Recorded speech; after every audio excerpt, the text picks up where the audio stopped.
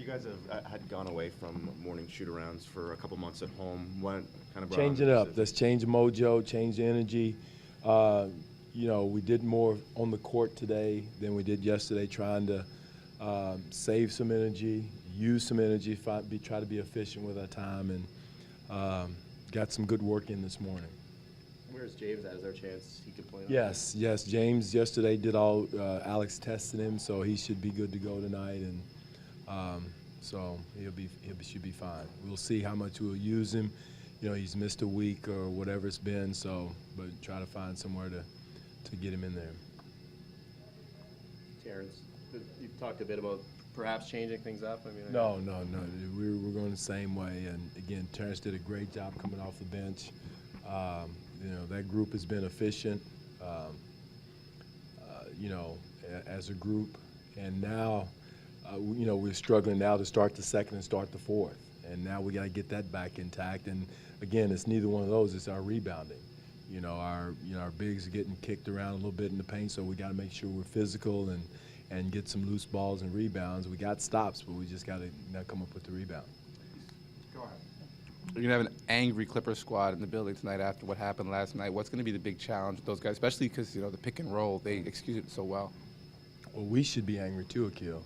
If my memory serves me correctly, we got spanked in our last game here too. So we should come out with the edge, teed off and upset, no matter who it is. Again, it doesn't matter what their record is. We got to come out and play with an edge and hungriness.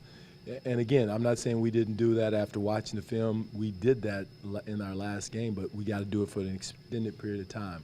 I thought our start was great. I thought our energy on the offensive end, energy on the defensive end was great.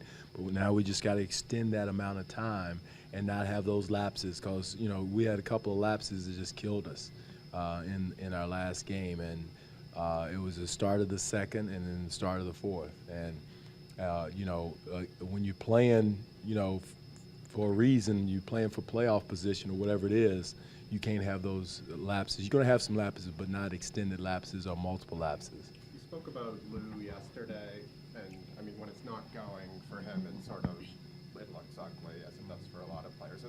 When that's happening, is there any telling him or to play differently, or would you just lose what he does?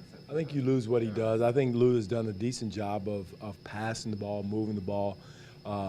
When the teams are double teaming him, when teams are trying to get the ball out of his hands or really putting a big defender on him, he's done a decent job.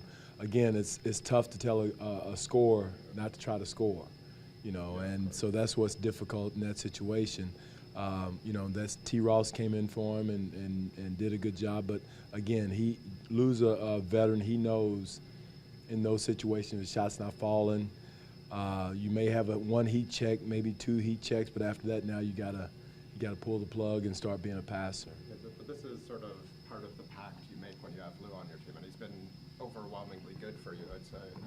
I would say this year, you just as a coach sort of live with the bad nights. You have to live with some of his shots. That's who he is. And he was that way in Philly. He was that way in Atlanta.